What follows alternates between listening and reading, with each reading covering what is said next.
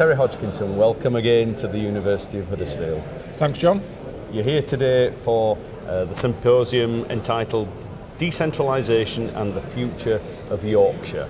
A broad subject, maybe not. A lot of enthusiasm for it in Yorkshire at the moment. What's your thoughts? Well, it's interesting. I mean, having spent 7 years at the head of Yorkshire Forward, which was set up the Regional Development Agency, you realise what a proud place Yorkshire is. You know, there's a sort of chest puffing out every time you talk about it. And once you start talking about sort of devolution of a fairly major part of the country, what does actually devolution mean? Well, to me it means local people making decisions for themselves. Now, I believe there's an element, an important element of that, because it's all about ownership. When you start to make decisions for yourself, you feel you own the decision. Now, there's an element of that, but there's also an element of you need to have somebody to make strategic decisions about national priorities. And so I think, you know, I mean, at the debate earlier today, somebody mentioned about a third. I think that's probably about right.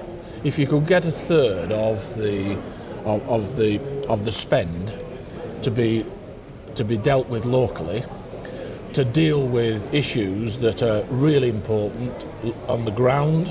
You know, we heard one of the MPs talk about skills in the Humber.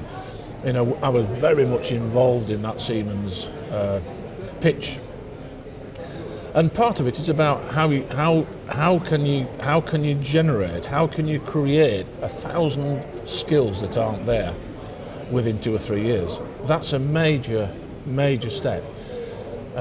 Transport's another one. You know, that it's really, really important. There's an element of localism in that, but there's also an element of the bigger picture. HS2, Crossrail. You can't deliver HS2 with local decision making, but what you can do, as Higgins, who's the fantastic chairman of HS2, I visited as an aside, I visited London when he was building the Olympic Village. I have never ever been as impressed by a guy in my life, having spent all my life in construction. And I feel at least this guy's got hold of both rails. The decision, if HS2 is going to work, it needs hubs creating that are going to benefit from that connection. It's not just about a rail line, it's about improving the capacity of transport systems. So it needs a decision in London, that's where the headquarters is, really to put those rails down. But it needs the local economy to create the hubs that's going to benefit from it. And that's where I think the devolution bit on transport should take place. Forget the rails, just create the hubs that are going to stimulate the local economy. Sport for business is the third stream that's been talked of today. Absolutely key. Got to be local, got to be good, and got to be connected into the national network. You know, the answer to the question is, I think devolution is really, really important. My question to the panel of MPs was, I think it's really important to work out how you're going to deliver. Because if you work out how you can deliver, it's a much easier sell to the voters. You know, and I'm not suggesting for a minute that we recreate Yorkshire Forward, although I think it was good at the time. We've got LEPs in place. James Newman's here today for the debate this afternoon, and he'll relate it. They're doing some great work. If they were made more accountable and delivered themselves rather than through combined authorities, I think you get probably more buy-in from business. That's my personal view, because they'd be more visible.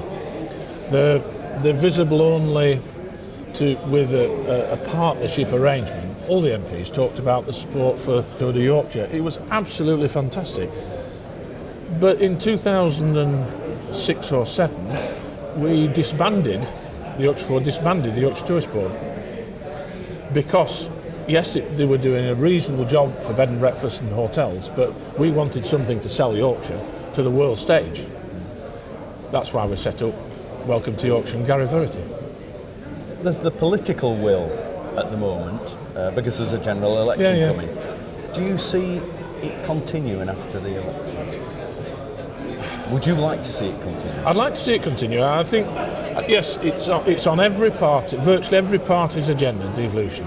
What that's going to mean after the election, I don't think the parties will be able to put it down.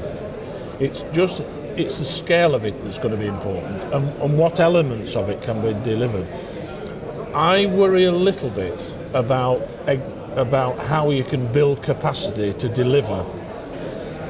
It's not there in parts now. A lot of it's been disbanded.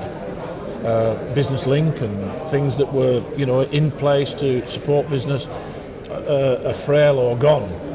And so you've got a mechanism to almost not recreate, but create new to meet the challenges if devolution in that sort of scale came.